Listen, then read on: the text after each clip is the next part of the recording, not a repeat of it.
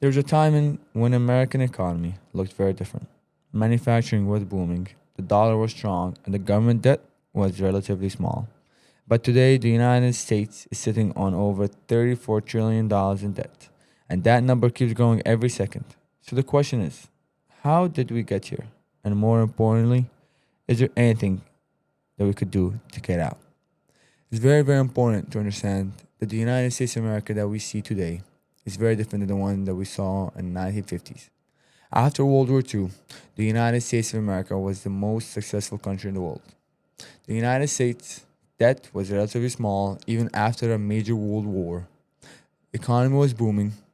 Middle class families were able to afford homes left and right. One man could work for the whole family. A household was a household. And most importantly, manufacturing was booming, steel and everything was booming. That economy that we remember is no longer here. Nowadays, the US national debt is over $37 trillion. Manufacturing is almost gone, killed by overseas manufacturing. Prices have gone kaboom. Home prices are almost too out of the reach for most ordinary Americans. As sad as this sounds, it's the truth. The reason why we got here is because bloated government. The government that said that they would do everything for us lied. They lied about how much they're spending, and they will always lie about how much they will spend. They always promise that the debt will be smaller during their tenure. Well, it's not. It never was, it never will be. The United States of America doesn't have a money problem. It has a responsibility problem. The money that they have does not hold anyone accountable. And that is very, very, very important.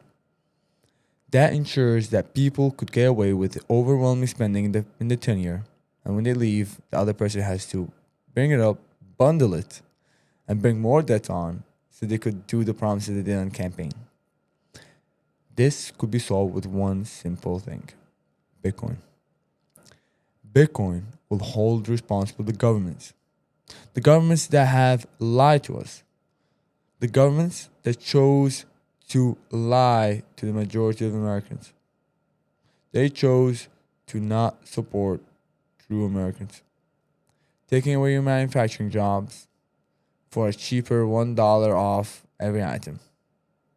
They chose to destroy your familyhood, destroy your life. All you do is work 24/7 until you're 70. And when you're 70, you're too tired to even live life. So all your money you accumulated is barely worthless now because you can't really do much with it.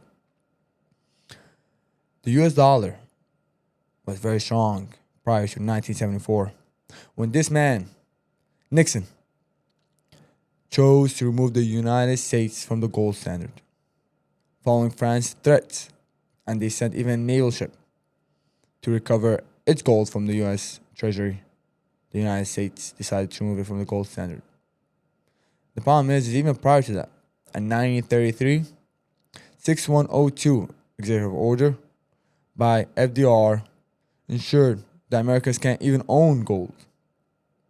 You know how crazy that sounds? You couldn't own gold. The government basically took everyone's gold and said, too bad, we're out. And they kept the gold so they could prop up their government. And now, at 1971, Nixon announced no more gold. Why? You might be saying, oh, this is a good thing. Well, it's not. The reason why they left the gold standard is because Vietnam War was taking way too much of the budget. And they were printing a lot more fiat than they had gold. And that has affected the number. And people realized, and people started catching on. So before people could withdraw all the gold, they tried to remove it from the gold standard. What remained is the United States of America's fiat system, backed by the United States' full trust. That trust is mostly by the US dominance by overseas military. Their strength comes from their military, and that ensures that the United States, the number one military, the number one air force in all areas, remains the world reserve currency. But that has ensured that America's middle class get crunched, get destroyed, and that they'll have no future or say in the future. It's very, very sad to say this. However, this is the absolute truth. The United States has changed a lot since the 1971 after the gold standard got removed. The M2 supply went kabooms, as you could see. People lost jobs and manufacturing jobs, especially after the 1990s when globalization was taking first and Bill Clinton signed NAFTA and all the other things. Not only that, the government chose to ensure your taxes are going to increase, they're going to take more money out of you, even though you had less to live with. Owning a home, forget about it. The average home price in median price right now is almost $420,000, $420,000. In some states it's $200,000, but the $200,000 in those states don't really count. Here's a good view of what the average price is in your state or in the overall United States. Inflation is skyrocketing. Oil prices even now are skyrocketing. Everything is not looking good. However, there's a bright side. Bitcoin. The national debt that hit $37 trillion. Right now, we could solve that. Obviously, Bitcoin is not going to be a magical patch. It will take a lot of government oversight and ensuring that the government actually stays true to their promises. No more with these bloated government subsidies. We have to ensure that the government is held accountable. And when Bitcoin is going to be used as a new gold standard, a Bitcoin standard, I say, this will ensure that the U.S. national debt will be put back to levels where it's controllable. And not only that, to ensure that inflation and to ensure the M2 supply is not going to be out of control. If we are able to get D3 under control, we're in for a great, great millennium. The United States of America, which Ronald Reagan once said, as you could hear here, is a country that's not supposed to be defeated by what life is, the rules of life. Take a listen to what Ronald Reagan once said. It means those young Americans will find a city of hope in a land that is free.